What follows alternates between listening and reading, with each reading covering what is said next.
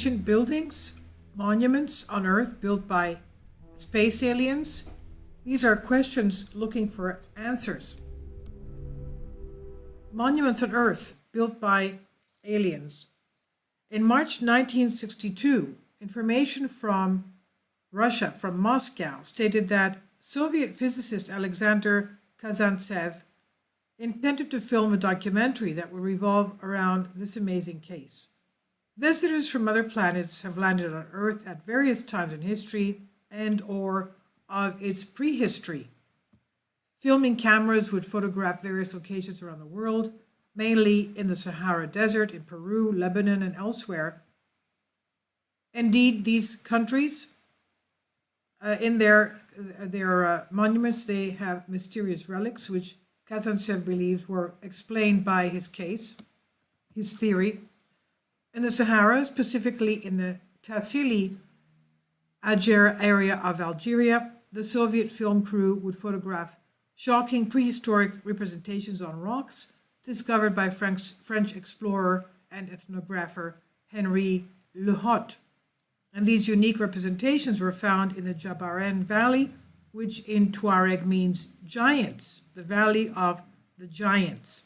Now we know even in the Old Testament, the book of Genesis, Deuteronomy, and others, and even David himself fighting against Goliath, the giant, with 6 fingers and 6 toes.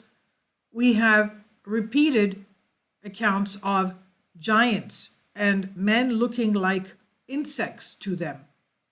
That's how huge they were.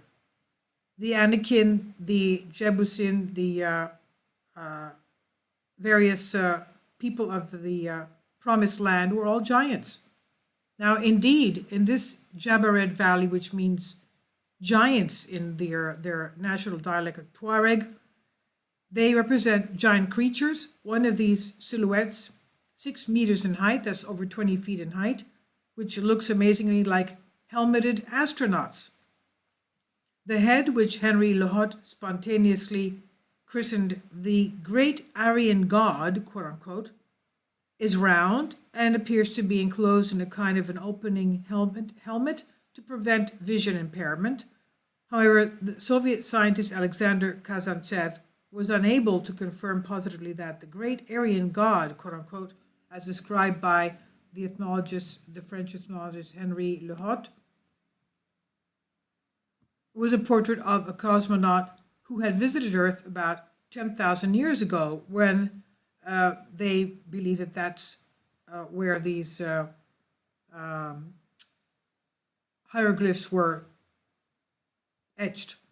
Now, after the Sahara finding, the Soviet crew would visit Baalbek in Lebanon, and we know Baalbek from the Baalbek stone, which is a huge slab of stone supposedly cut out in order to perhaps be used in huge megalith construction, and it was left there, the Baalbek stone in Lebanon. If we see it up close, this famous colossal stone slab, these were supposed to be the work of extraterrestrial visitors, although Kazantsev could not be sure of that case either. Around 1960, another Soviet scientist, Professor Matest M. Agrest, asked 5 shocking questions about the proofs of these slabs at Baalbek and the roofs. He said, in principle, he asks, how people, technically backward, could build this imaginary cobblestone with one-piece boulders, each weighing about 2,000 tons. No modern crane could lift such an inconceivable load. If we assume that these stones were raised by hand, we must imagine workshops of 20,000 men, which is practically impossible. After all, no kind of rope could withstand this weight. The second question is, what was the use of this giant paved stone, which had to be paved with these unthinkable boulders? The ancient people, after all, used to build their monuments high and not lay them on the ground. So in other words, how would they transport this stone to a higher place where they would build the construction with these types of rocks? The third question is, why are there so many buildings in this area, that is, glazed stones that contain significant amounts of radioactive beryllium? These stones contain radioactive beryllium. The isotopes of the beryllium are 1 million times rarer than all the similar elements in our solar system, while they abound on the surface of huge red stars. After all, the origin of the tectonics remains an unsolved mystery. One could assume that they are remnants of the burning of a nuclear reactor of huge space aircraft. Question 4. Why does the destruction of Sodom and Gomorrah, as mentioned in the Bible and the Dead Sea Scrolls, are reminiscent of the descriptions of Hiroshima disaster? The Bible also speaks repeatedly of, quote, the people who came from heaven and the people who suddenly left for heaven, unquote. Did the visitors of the universe, before flying to the firmament of Earth, have previously spent their personal fuel resources after forcing the residents of the area to leave and not return? The fifth question.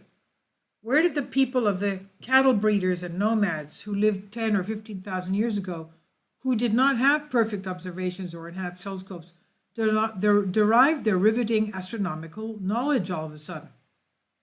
Another mysterious construction that Kazantsev wants to make was, of course, the Diary of the Sun Gates near Lake Titicaca in Bolivia, which is said to have been moved there from another planet.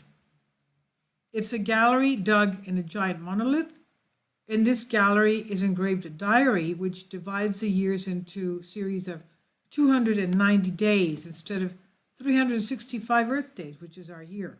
So why would it be 290 days? There are 10 months of 24 days and 2 months of 25 days, and this monument seems to be 12,000 to 15,000 years old. Scientists have suggested that the Earth's rotation time around the Sun must have changed significantly in recent millennia. Others argue that such a change would be incomprehensible and left this enigma in the list of the unexplicable in human history. And suddenly the Moscow Academy of Sciences published a statement on the work of world-renowned astronomers Vladimir Kolennikov and Yosif Shklovsky.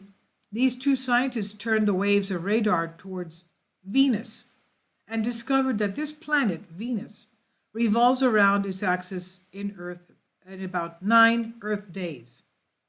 This, along with the fact that the year of Aphrodite, Venus, that is equivalent to 225 Earth days, made Kazantsev remember the Diary of the Sun Gates in Bolivia. 10 months of 24 days, 2 months of 25 days give the 290 days total we find in the Inca calendar. So how could Venus's diary be known in antiquity? Kazantsev believed that this gallery in the Sun Gate was built by peoples much older than the Incas, who in their tradition said that their wisdom had been inherited from, quote, white-bearded and blue-eyed giants, end quote. Alexander Kazantsev's cinemas, his movies, also plan to showcase at the Archaeological Museum of Athens in Greece, dominated by the highly interesting Antikythera computer, the Antikythera device. For a long time, this enigmatic and at the same time masterful, sophisticated device, which had been spotted by sponge divers in 1901, considered just an old watch, this miracle of engineering follows the sun in the zodiac. It shows the months of the year, as well as the hours of sunrise and sunset, and the bright stars throughout the year. In fact, the second plate reveals the main phases of the moon, and finally the position and motion of the planets Mercury, Venus, Mars, and Jupiter are monitored by a pointer. Kazantsev wondered if the resourceful and versatile ancient Greeks could make this Antikythera mechanism a mechanical masterpiece. In addition, the Soviet crew had planned to take shots from the famous battery of Baghdad, the world's oldest electric battery. In fact, during a modern experiment conducted in the 1960s, it generated 0.54 volts. However, the cultures at that time, about 2,500 years ago, were not able to capture and construct such an advanced medium, at least as far as we know. The great German astronomer Heinrich Wilhelm Matthias Olbers was the first to state in the 19th century that there was once another planet between Mars and Jupiter, and that this planet once disintegrated for an unknown reason.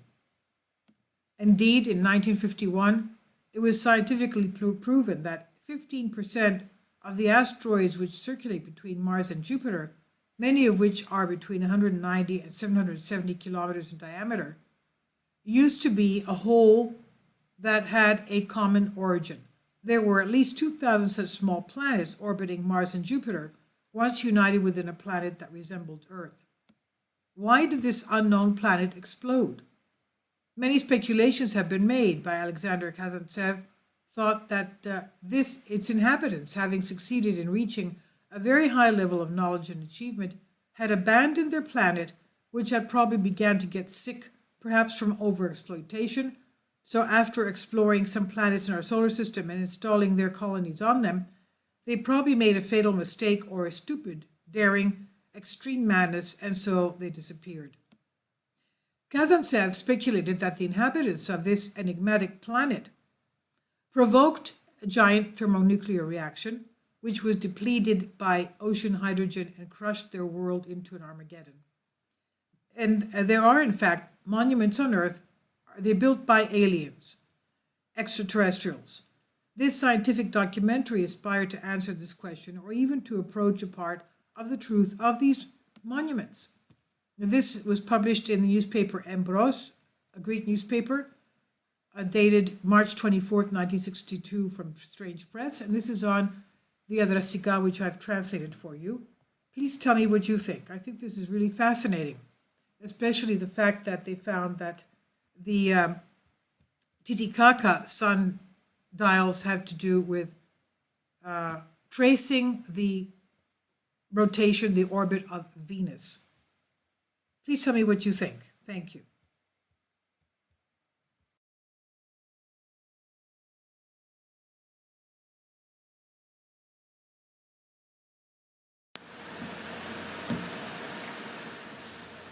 If you'd like to join me on my Patreon account, you will hear content not covered by mainstream media.